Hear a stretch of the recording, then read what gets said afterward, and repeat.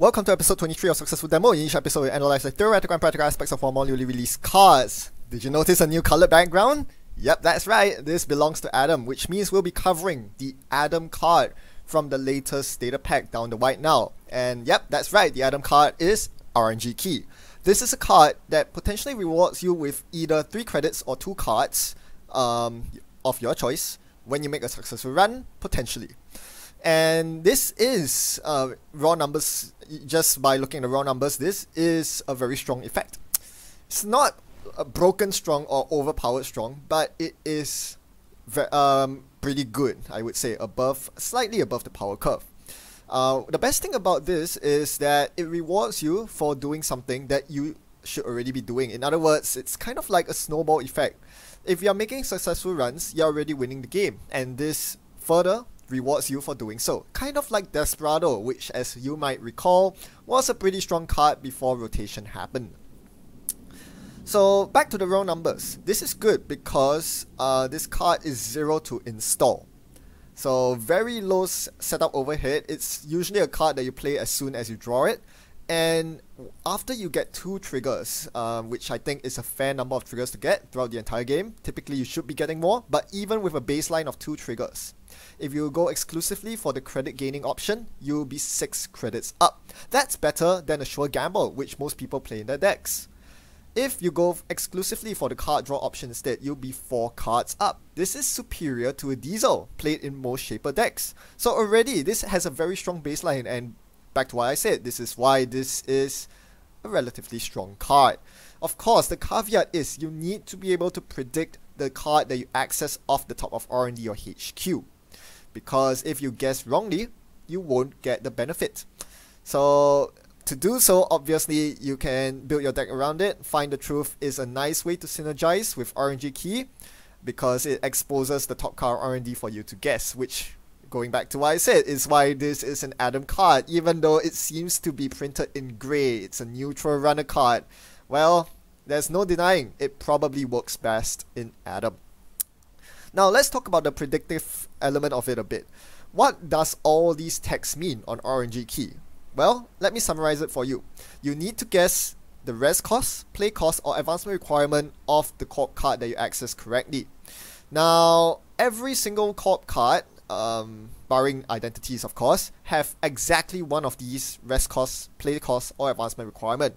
The 5 main types of cards for the corp side, Ice, Upgrade, Asset, Operation, and Agenda, all have exactly one number which you can guess, and that is the number on the top left of the card.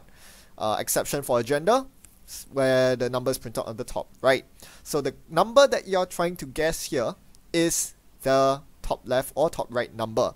So if you see an Adonis campaign on top of R&D, for example, don't go guessing 3 for the trash cost. You need to guess the number 4. Similarly, for an agenda like 15 minutes, you want to guess the advancement requirement, which is the number 2, not the agenda points, which is the number 1. This is quite important to note.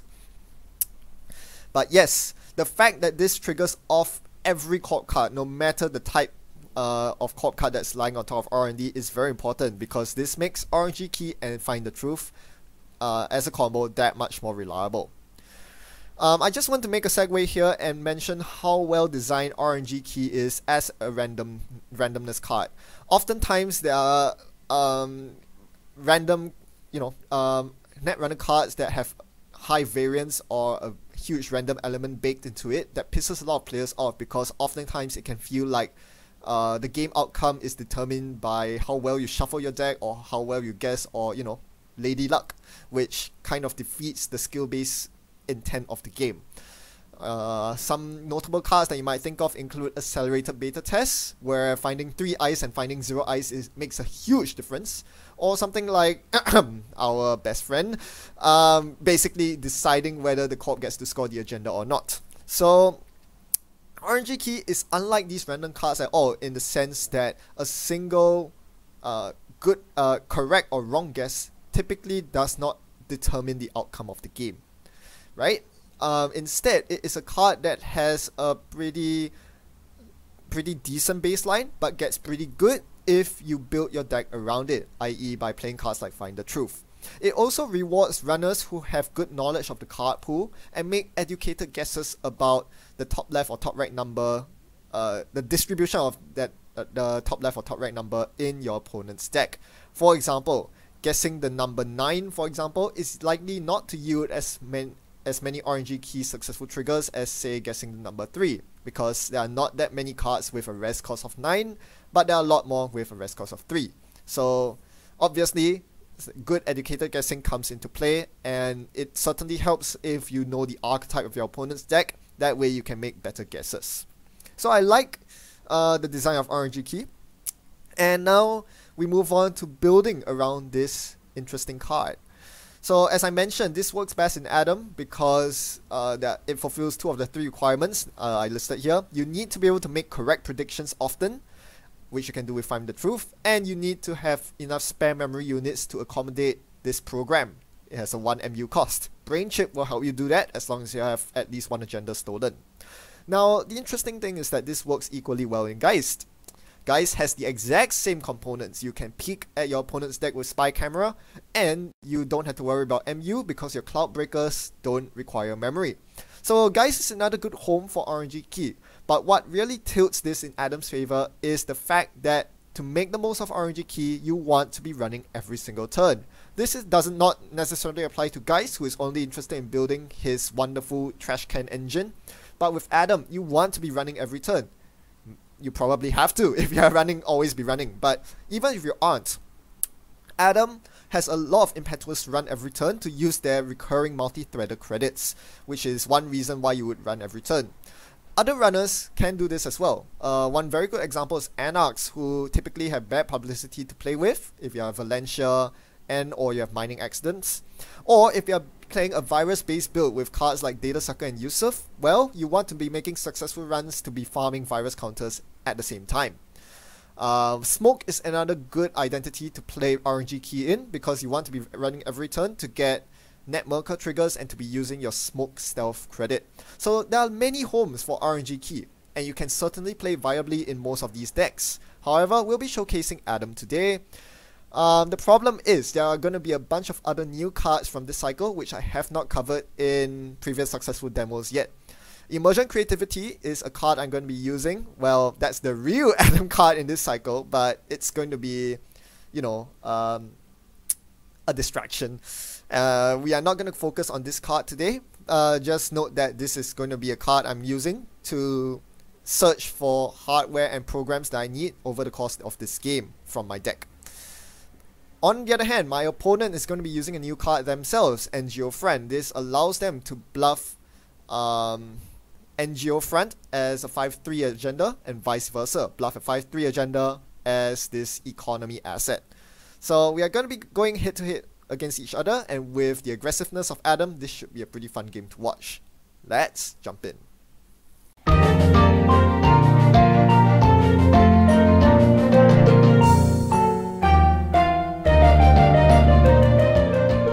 Diving into the game straight away, we find ourselves facing against an Asa group. I keep my opening hand because there's sure gamble and good resources for draw and for money. But my opponent counters with an even stronger opening. Now, Adam is usually very powerful in the early game because as long as the corp leaves HQ and R&D undefended, Adam can very easily exploit it with Find the Truth, RNG Key, and Neutralize All Threats, which allows multi-access from HQ, gaining credits while running R&D and so on. But here my opponent makes a very good opening of Ice on remote and install with Asa group, Ice on HQ, Ice on R&D. So no central pressure, but that doesn't mean I'm not gonna run. Because my opponent played such an opening on turn 1, they end their turn on 5 credits because they started with 5 credits. Without being able to click for a credit, my opponent cannot threaten Fairchild 3 unless it's an advanced lines in the remote, in which case well played. That's not the case, so I just simply ran that remote. My opponent couldn't rest the ice, and I got to trash a Breaker Bay grid for free. So now I kind of know what my opponent's playing. Glacier Asa. They are going to try to set up Adonis campaign or Maryland campaign with Breaker Bay grid, and then transition into an Ash scoring remote. So that is something I need to suppress, the Breaker Bay grid that gives my opponent good early economy. So a very good start that I was able to trash it, but now they toss 2 more things in the remote.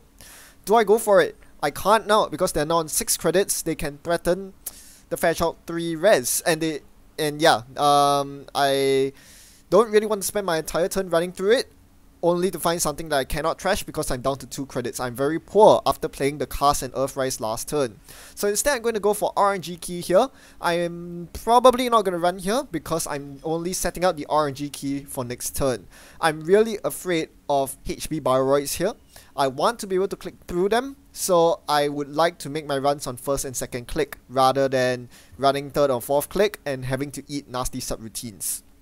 So getting the RNG Key out of the way means I can start running from the get-go next turn. My opponent does not res anything in the remote, which is pretty curious. Now they do. It's an MCA austerity policy. That kind of deck. Okay, so it doesn't look like Glacier. This is semi-fast advance. The MCA starts ticking down and I need to handle it. But with one fewer click, I have to worry about Fairchild 3. That worst case scenario can easily cause me problems. So instead of challenging the remote, I'm going for HQ here. Sure, it could be a Fairchild 3 on HQ, but that means they won't have the credits remaining to defend the MC Austerity server. They let me into HQ, and I get 2 accesses thanks to neutralize all threats and an RNG Key fire. Now I have to randomize a number.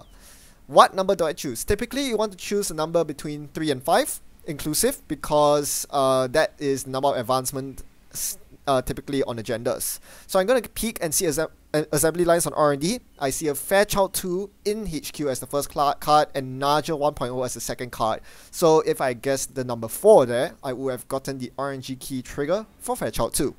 Well, I did not now, but at least that's good information for subsequent runs. So if my opponent doesn't install any more ice in the next few turns, on HQ runs I will be calling out the number 4 instead of 3. Now, 2 clicks remaining. My opponent did not rest the HQ ice, so I can't really contest any of the other servers. Again, I don't want to run servers with fewer than 2 clicks to break Bioroids with. So I need to find something to do with my remaining clicks. I'm looking at my hand. Not much worth playing. Multi-threader is blank now. I have no breakers. Brain Chip is blank now. I have no agendas. Earthrise is blank now. I can't install it because it's unique. I already have an Earthrise installed. The only playable card is Emergent Creativity. So I play it here, and I get the best breaker out. Since I'm pretty poor at this stage, I'm going to sacrifice the multi-threader in my hand for a Black Orchestra to be played for free. So yeah, just using that as a mini special order basically. But getting the Black Orchestra in for free because I was able to trash a multi-threader from hand. So that's pretty cool. The most important thing is that now I can challenge server 1. I am clearly setting up for a stim hack into server 1 next turn.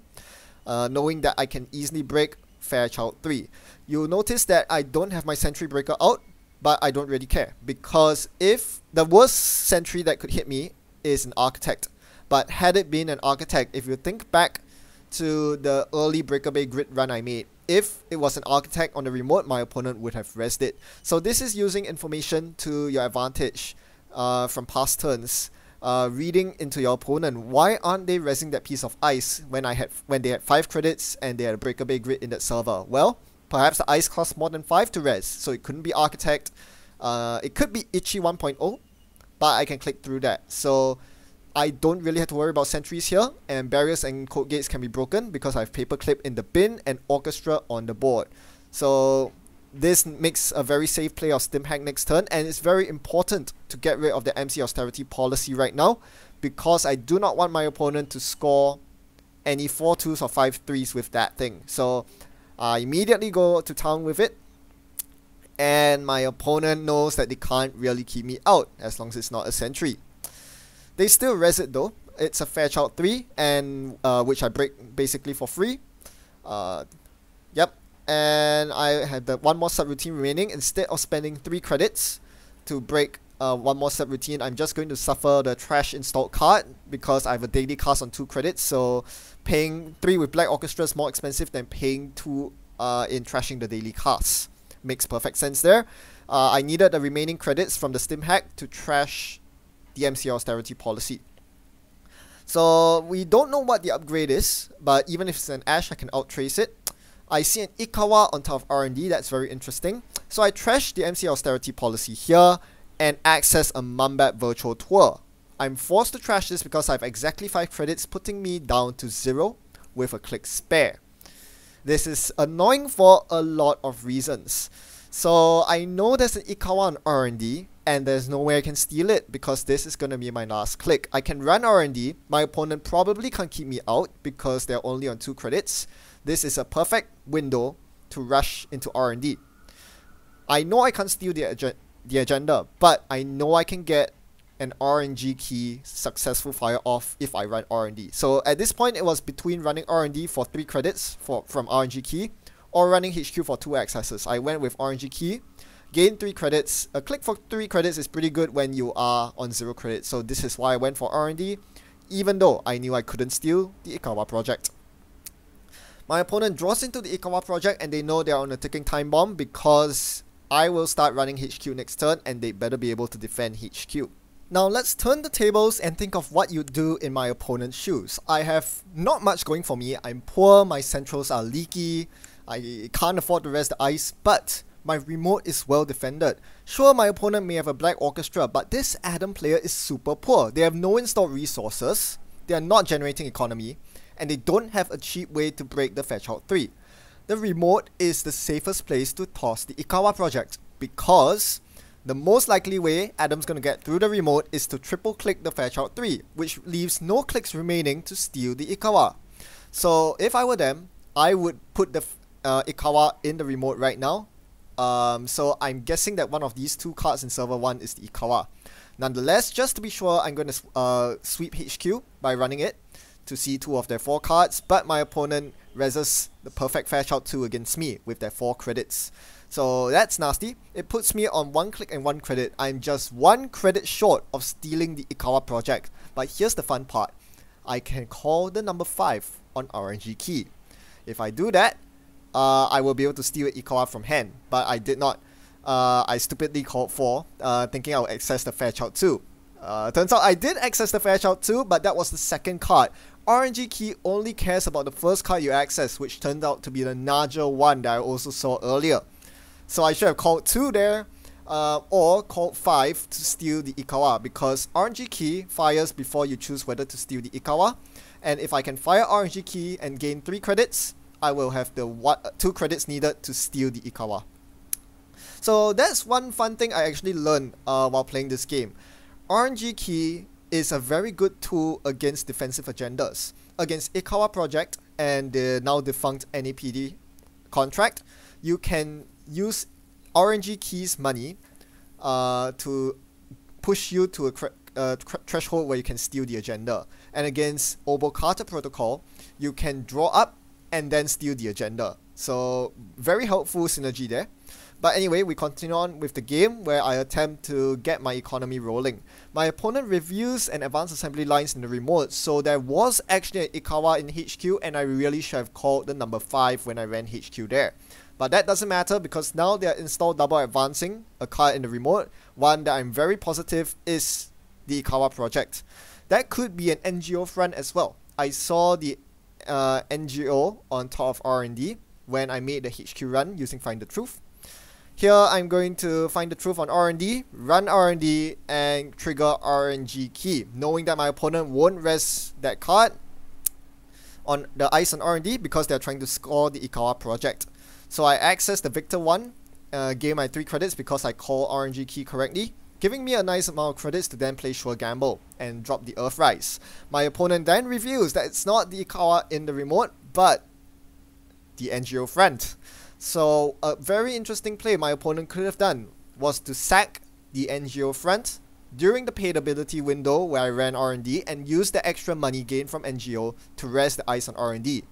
That would have caught me off guard, and I think that was a play my opponent missed out on. It's kind of like popping Estelle Moon or advanced assembly lines before resing an ice. You know, it's the hidden money that the runner doesn't expect you to have, but it's available because it's a trash can ability.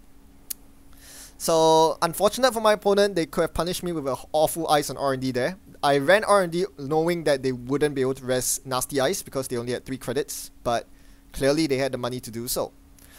Right, my opponent defends Archives, which is super annoying because I just drew into my first Dirty Laundry. Free Dirty Laundry on Archives would have been cool, but never mind, we are going to Dirty Laundry HQ instead because I know for sure I can get through with 2 credits and 2 clicks.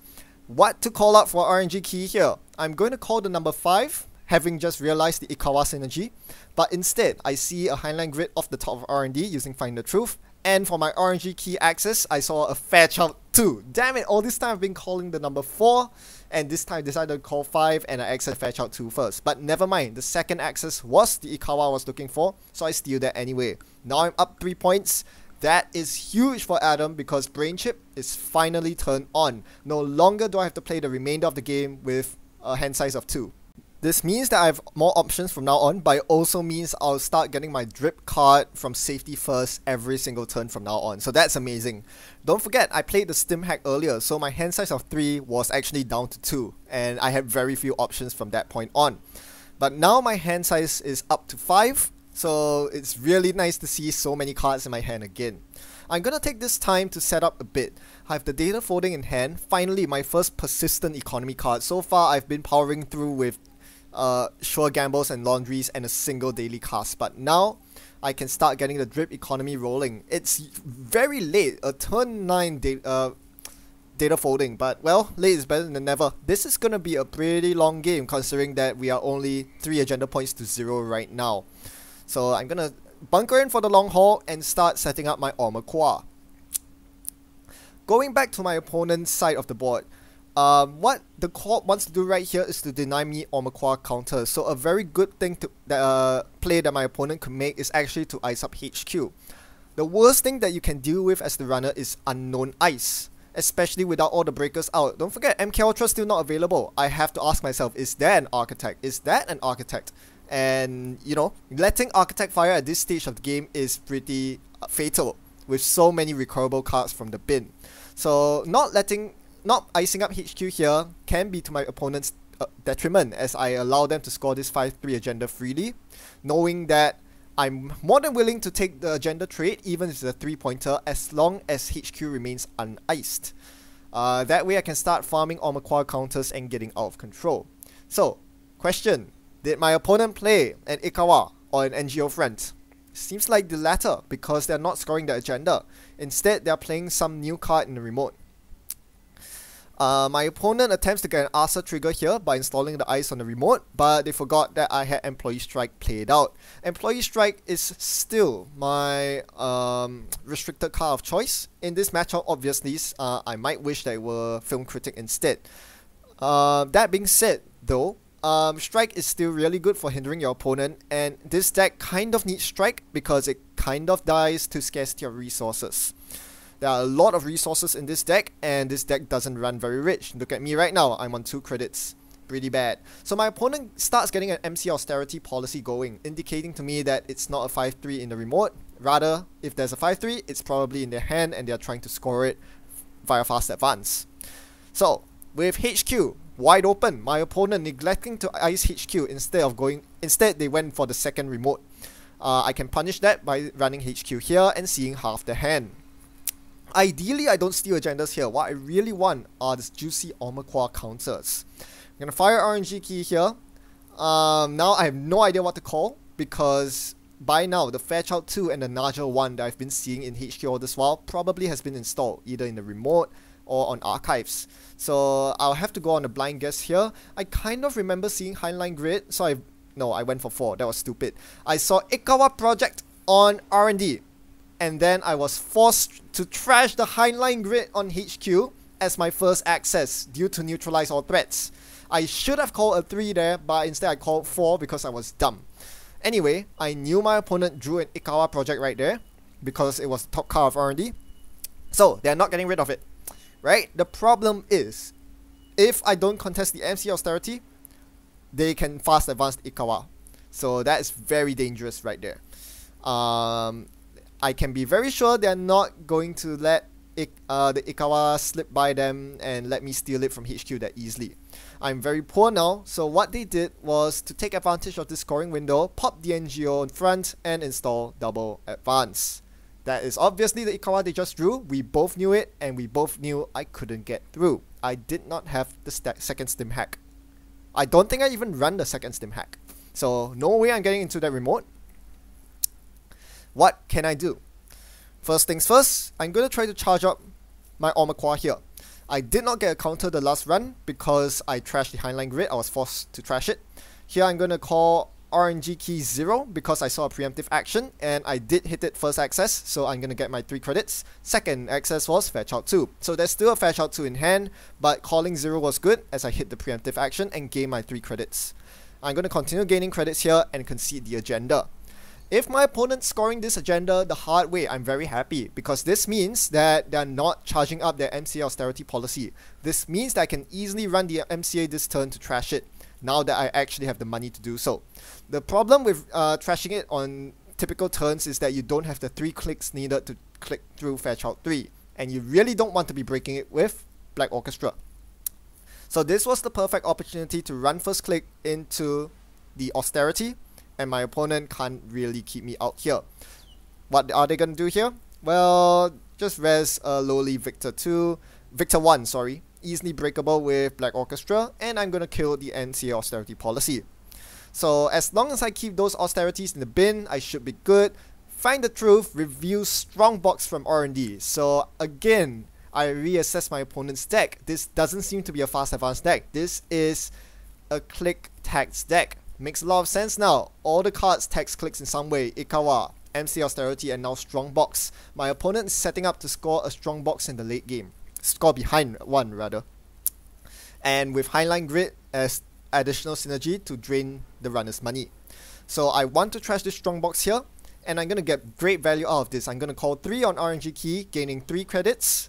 Here I'm double checking to ensure that Strongbox is indeed 3 to res, and I'm gonna get my 3 credits and spend 1 of it to trash the Strongbox. So I still come out ahead in terms of credits there. Yep.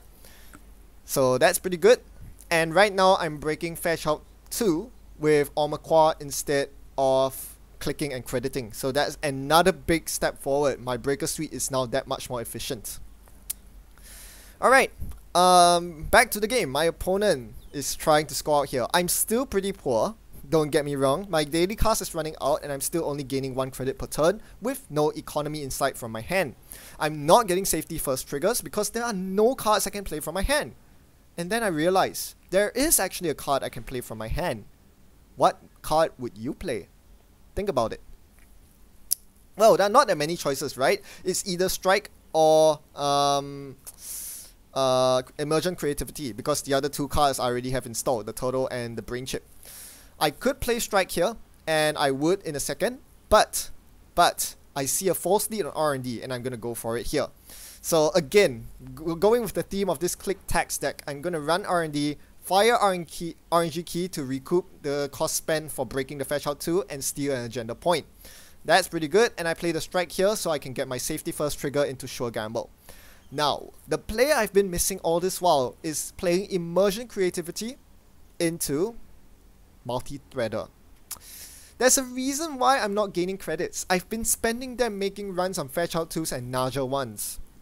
It's not cheap. Even with Omaqua, it's not cheap. But I can completely offset this by playing Emergent Creativity.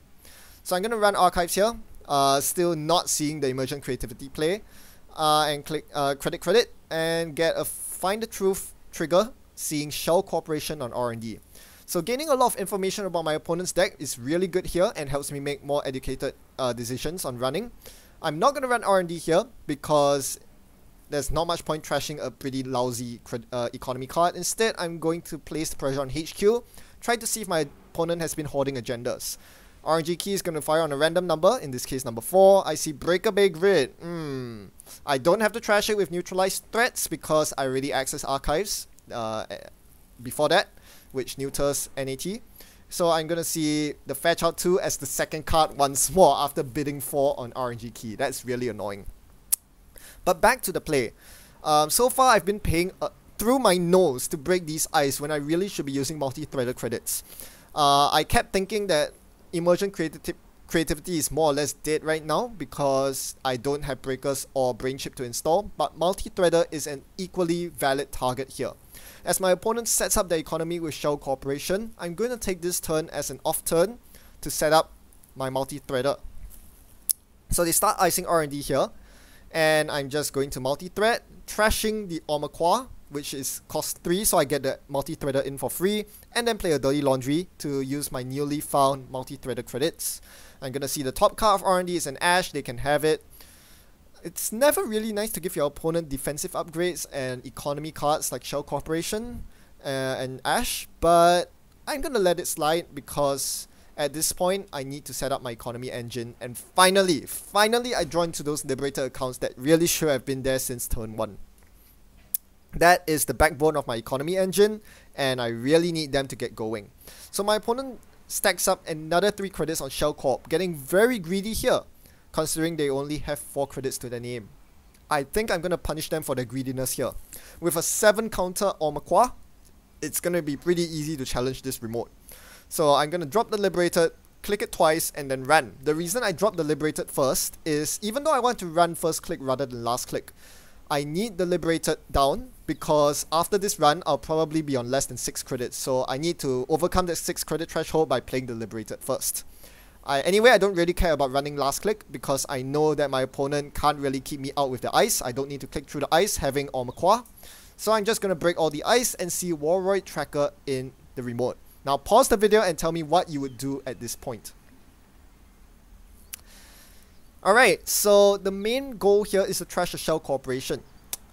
I had 2 choices here. I can either just trash the Shell Corporation and try to beat the Warroid Tracker, or trash 2 cards, or I can dismantle my opponent's remote server. I went with the latter to dismantle my opponent's server because I knew I would have just enough credits. So first I trashed the Warroid Tracker, and I will incur the trace, which I can't beat. So I need to immediately pick 2 cards to destroy, and that will be neutralize all threats because I no longer need HQ pressure when I can win with Find the Truth. I'm also going to trash the Black Orchestra, which I can revive from my bin at any time. So with Warroid Tracker out of the way, I can now dismantle the rest of my opponent's remote without having to worry about Warroid Tracker firing. So deleting Warroid Tracker is very important in this game because I know my opponent has Ash, and I can't let them get Ash on the remote because that would be a very easy way for them to score agendas. So I deal with their money, I deal with the Warroid Tracker, and this perfectly showcases why Shell Corporation is a crap card. Even accounting for the Breaker Bay Grid synergy, my opponent wasted 3 clicks, 1 installing the Shell Corp, 2 loading up the credits, only for it to be trashed by me at not much cost. Sure, I'm down to 0 credits, but they gain nothing. NGO Front is so much better. My opponent could lure me into the remote potentially while still getting the 8 credits off NGO Front. So yeah, of course my opponent played both in this deck, but really, if you can, please don't play Shell Corporation. It's really, really bad. There are lots of better cards. My opponent could be playing Adonis instead. So unfortunate for my opponent there because now they're down to 3 credits and they can't do much. Even if they try to score an agenda here, well, they're just giving me time to set up my money as I draw into a career fair to use with my Liberated account. So yeah, looking pretty good for me right now. I'm not sure what my opponent's agenda suite is at this point, so I'm not sure how many more agendas I need to steal to win. My opponent rightfully purges virus counters here, but as you are going to see soon, it's actually not a very good move. I'm going to spend this turn and as another downturn to pick up some credits, knowing that my opponent can't really threaten agenda scores at this point. They're too poor, and I have a lot of time and space to start charging up my turtle again. So they install something in the remote. It could be a Vitruvius. I'm not going to care about it. I'm going to set up my Omakwa. Naja 1.0 is on the remote, but that's going to fall to my Mighty Paperclip for just 2 credits. And from this point on, running Archives is basically free because with Multi-Threader, breaking the Naja costs 2 credits, both of which are covered by the Multi-Threader. So I'm getting Omakwa counters for free and Find the Truth triggers as well. So that means I can potentially get agenda points while doing so. My opponent surprises me with an agenda score. I didn't think they would use this window to score an agenda, but they did. It was a false lead, tying up the agendas exactly at 4-4 with the exact same agendas, mirror match, while I continue charging up my turtle. Again, this is completely free due to Multi-Threader, and I'm going to see advanced lines on top of R&D. That's fine, not going to run it. I'm just going to continue setting up here. So you can see that Adam has a very impressive late game once they start getting their breakers and Multi-Threader going. my opponent's going to run out of time very quickly. They need to rely on their alternative win conditions very soon, because in no time I'm going to get my Omaqua up to 5 counters and they will be forced to purge again. So yeah, but they can't really do that right now because they're poor, and they really are relying on them alternate win condition right now. The obvious one being the Heinlein Grid false lead synergy. So that is basically the only way my opponent can win, but even then I have outs against that. Against Heinlein Grid, even if I go bankrupt, the credits on my multi-threaders are still not affected, so I can still break ice even if they bankrupt me with a false lead during the run. This is something important to note. The other thing to note is that a Heinlein Grid win will be very obviously telegraphed, because currently in the remote they have another region in the Breaker Bay grid. So if and when they choose to override the Breaker Bay grid, that's when I know they have Heinlein Grid installed, and that's when I know that I might be sapped of my credits thanks to false lead. So my opponents takes their turn here trying to figure out which cards to install. In the meantime, I can just kind of ignore the remote here, honestly. At this point, I'm just going for the R&D win by running Archives every turn and getting Find the Truth triggers. Find the Truth is such a powerful card for Adam because it rewards Adam for doing what he really wants to do, charging up the Omaqua.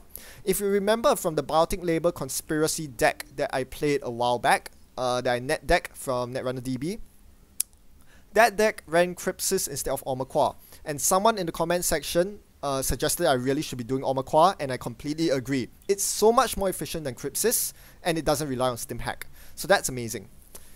I'm going to run Archives here. After they pop the Advanced Assembly lines for a card, no big deal, because Employee Strike's up, they can't get an Arthur trigger. So I'm just going to run Archives here on Adam's usual morning run into the bin, diving into the bin to seek Nirvana. Nirvana today on the menu is Victor 1.0. Well, that's not a very enlightening piece of ice. We shall continue. We're going to run HQ instead. Now, keep in mind that Neutralize All Threats is gone. So I'm not forced to trash cards, but at the same time, I can't multi-access from HQ. I figure my opponent probably has an agenda in hand right now, so I'm going to fire RNG Key for a nice mid-range number, say number 5, get 3 credits because I access Ichi 1.0. Pretty cool. Okay, so I know Ichi 1's on the menu. But by now I have an Omaqua with 4 counters, so that deals with it nicely. I'm going to play my final Emergent Creativity for my final multi-threader. Now this is where Adam basically becomes Sunny. Because I have so many recurring credits. I have 6 credits every turn, 4 for breaking ice and 2 from data folding. You can't stop me from running every turn from now on. And I'm drawing into more recurring credits as we speak. My first scrubber finally comes out of the stack, and I can install it to start dismantling my opponent's remotes once again. So it's very funny because when Adam was first released in Data and Destiny, he used to be a very early game runner. I always liken it to Criminals because he has a very good early game but kind of tapers off late game, especially if you don't have enough agenda points to fuel Brain Chip with. But now with cards such as Find the Truth, which rewards you for running, Omaqua, which is such an awesome breaker, yeah, you are just getting a lot of mileage of these recurring credits, and this is what really dominates the game right now. The ability to just straight up lock your opponent with so many recurring credits in the mid to late game. Yeah, the number of recurring credits on my table are ridiculous right now, and I'm going to run R&D. Trying to see what ice my opponent has on R&D. They are not going to bite, so I'm just going to spend the remainder of my recurring credits to access and get an RNG Key trigger here. So I'm still gaining money as we speak. Of course, I call it correctly. It's the MC Austerity Policy, which I immediately trash. I don't want my opponent to have anything to do with that card. That can go in the bin for all I care. So my opponent purges here. A fairly smart choice, if not for the fact that Naja 2 is a pretty shit piece of ice. They did the right thing. They know they had to deny me my Omaqua. That's the first step towards securing their servers. But unfortunately, if they are going to leave a weak server like Archives with a Naja 1 there, I'm going to exploit it. Look at me. Click 1 run, use 1 multi-threader to charge out Omaqua, second click run, use the other multi-threader to break it for free, third click run, now I'm spending real credits, but hey, those come from data folding, so I'm still ahead. After all of that my opponent spent the entire turn purging, I'm back up with 3 Omaqua counters, and what can you do as the corp? Well, regret your life choices. Who asked you to play Naja 1.0? It's such a flimsy piece of ice by this stage of the game. Had my opponent put their Itchy 1.0, which was previously in the HQ, on Archives instead, they would be in a much better position after the purge, because I have no good way to break Itchy on Archives. I would have to click through it, that's my entire turn gone, or spend a whopping 7 credits to break it with MK Ultra and outtrace the last subroutine. Itchy would have been a much better ice on Archives for this purpose. So ice placement is very important, especially when you're playing ice-based decks such as this HB1 right here.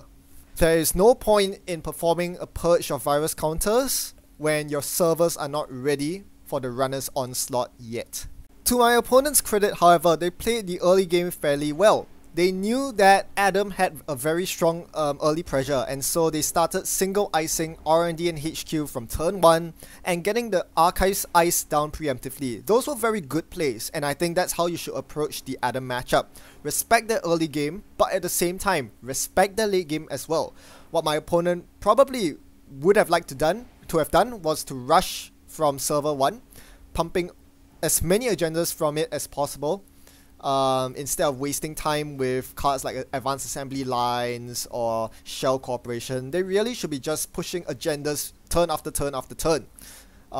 Because by the time you get to this stage of the game where I have my breakers and recurring credits set up, you can't score agendas. My opponent attempts to go for 1 here, but at this point, I've already charged my Omaqua to 5. I can easily run first click and not worry about false lead, not worry about Strongbox, Ikawa project, you name it, I'm gonna get through.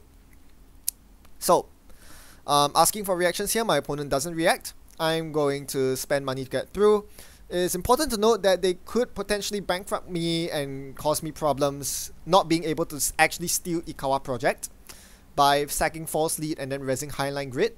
But firstly, there's no highline grid. We already see that the defensive their region in that server is the Breaker Bay grid. So you can't have 2 regions in the same server, even if both are unrest. Second thing is, even if they bankrupt me and I can't steal the Ikawa, you must note that they would have to sack the false lead to do so. This means that they would actually be only on 6 agenda points after scoring the Ikawa project, giving me some room to recuperate. So yeah, my opponent can't really do anything about this as I run through the server, outtrace them on the Ash and start trashing everything. They do manage to get the NGO front going. Turns out they were bluffing me on that one. And I basically just dismantled the entire server because they didn't have another Warroid tracker up. I was happy to spend all my credits to dismantle it because I had Scrubber and because I am fully liberated, loaded, liberated, ready to click off. So with 5 Omaqua virus counters breaking all their ice, with 4 multi-threaded recurring credits slicing through their ice like Swiss cheese, and with 2 recurring Scrubber credits to own them, 3 data foldings for extra economy as the game goes on, my opponent basically conceded here by dropping an Ikawa out in the open. Of course I ran it first click and stole it, so there was no way they were escaping from their fate. This game was a perfect demonstration of why Naja 1.0 isn't a good card. I know some of you viewers take issue with me saying it's not a good card. Is it a bad card? Well, it's not unsalvageably bad, I'll give you that. But look at this game. It did nothing. If anything, it wasted my opponent's credits rezzing it. It does not gear check early game enough, right? You saw that when my opponent first rezzed it, my Omaqua easily took care of it. And in the late game, it was sliced through so easily with my rig of Omaqua and multi-threaders that Naja 1.0 Archives did absolutely nothing to tax me at all, and my opponent could not rely on it after the purge to keep me out of centrals. Now I know you might be asking, hey, it forced you to install the paperclip this game, right? Sure it did, but did it really? I mean, if you look at this was when Naja 1.0 was first res. I did not care. I did not need my paperclip. I just broke it with Omaqua. I installed Paperclip on my own terms much later on in the game after my opponent purged, when I felt like, well, I am well in the lead, I can afford to take the Paperclip tempo hit and still make short work of my opponent's server. So Naja 1.0 really does not serve its purpose as a gear check by definition, because a gear check is supposed to prevent your opponent from getting in early so that you can leverage it to convert it into, say, an agenda point advantage. Naja 1.0 forced the Paperclip, but it wasn't a gear check because I was able to get to a point in the game where installing Paperclip was trivial. So yeah, it's not good for gear checking, it's not good for taxing. You can find a lot better ice. As I mentioned during the video, an Ichi 1.0 would have done just fine, or simply play a Ravana. Pretty similar stats, but the 5 strength instead of 2 strength makes all the difference, because it would have made my life of farming Omakwa counters that much harder had it been a Ravana on Archives instead of Naja. How about IP block? I would have found a way to jiggle my influence around to replace Naja with IP block, because it does so much work against an AI breaker suite, something like Omakwa, which is already very powerful breaker as it is. IP block does something to mitigate that. And not to mention, throughout this entire game, we haven't seen a single pip of influence from our opponent. They definitely could have afforded to fit IP block in instead of the Naja. At the end of the day, whenever I see my opponent play a Naja 1.0, most of the time, there is always a better ice for them. So it's not the worst ice in the game, it's just that it's superseded by a lot of other ice out there. Right, with that out of the way, how was RNG Key?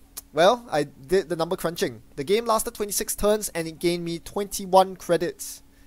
Terrible guessing notwithstanding, I missed a lot of the HQ RNG triggers, yet I gained so many credits from a single click to install that RNG Key. That's an amazing gain. These numbers are kind of like Blue Moose numbers. They are pretty good. You compare it with the other money cards I installed and you realize that RNG Key blows them out of the water. Sure, the multi-threader and data folding numbers aren't exactly accurate because I found the RNG Key before the both of them. But even if you take that into account, I think RNG Key can hold its own against multi-threader and data folding, and as such is pretty good, especially when you consider the fact that multi-threader doesn't pay off in the early game because you need breakers first, and data folding is expensive to install. You are taking a huge tempo hit, compromising your early game aggression. RNG Key doesn't have that. If you compare it with a more reliable economy card like Liberated Account, well, it blows it out of the water. My RNG Key gained me more than twice a typical Liberated would this game. The only downside is that I did not expect the HQ or R&D mechanic from RNG Key to be this unwieldy. Ideally, what you want to do once you have your rig set up is to run HQ, access 2 cards with neutralize all threats, and then swing over to R&D and guess correctly on the R&D top card, having found it out through Find the Truth. You can't do that because the HQ run, which you use to get the Find the Truth trigger, absorbs the RNG Key trigger. Once you get the HQ trigger on RNG Key, you can't get it on R&D. So this entire game, what I ended up doing was running archives into R&D instead, which is not as good because you are not getting those HQ accesses. So it's an either or. Every single turn I was either running HQ or R&D, but not both. So it's not that good there, but that's a very small downside. RNG Key still pays off big time and you could still guess correctly on the HQ runs. The other downside is that RNG Key is unique. This is a card you want to play at least 2 copies of, if not 3. It's an amazing turn 1 card for Adam, but you can't stack them. Subsequent copies are dead. There aren't even Emergent Creativity Fodder, the card that allows me to search for hardware or program from my stack. Sure, I could discard it to Emergent Creativity, but it doesn't lower the install cost. It doesn't provide a discount because it's 0 to install. So that's where the 0 install cost comes as a detriment, surprisingly enough. But, well, I really can't complain about these downsides. As much as I harp on them, there are too many upsides to this card. As we saw, it had such good gain and has so many upsides that I'm listing here. Synergizing very well with Adam and very flexible. I could have used it for card draw if I needed this game. So, RNG Key, fantastic card, would recommend. Now let's swing over to Emergent Creativity, which I talked about a bit. Want to give this card a quick shout out because initially I just slotted it into this deck as Adam's special order basically to search for your icebreakers and brain chip. That I thought was its main use, but it turns out this game I used it for a very useful secondary use in tutoring for my multi-threaders. That is actually very important. It's kind of like using hostage for tech trader in guys, and if you've played any amount of guys in those hostage days, you know that that is absolutely huge for consistency. Getting your multi-threader in a couple turns early makes all the difference because it's such a good economy card, 2 credits recurring per turn. Unfortunately, I wasn't able to build this deck around emergent creativity to its fullest. Most notably, you get to reduce install costs. You could potentially install some really expensive programs or hardware with it potentially for free. This is something I did not take advantage of in this particular deck. Perhaps in a future successful demo, I'll do it. And if you have any ideas for what such a deck would look like, leave it in the comment section. It will be really handy if you have an entire deck list to consult, because I've gone through a couple of ideas, most notably with Femme Fatale and Security Nexus, but they aren't really to my expectations just yet. So if you have any ideas, leave them in the comments. I'd like to hear from you. Other than that, as always, hope you enjoyed this Adam video. There might be more of him to come. Thanks for watching and happy net running. I'll see you the next time. Bye.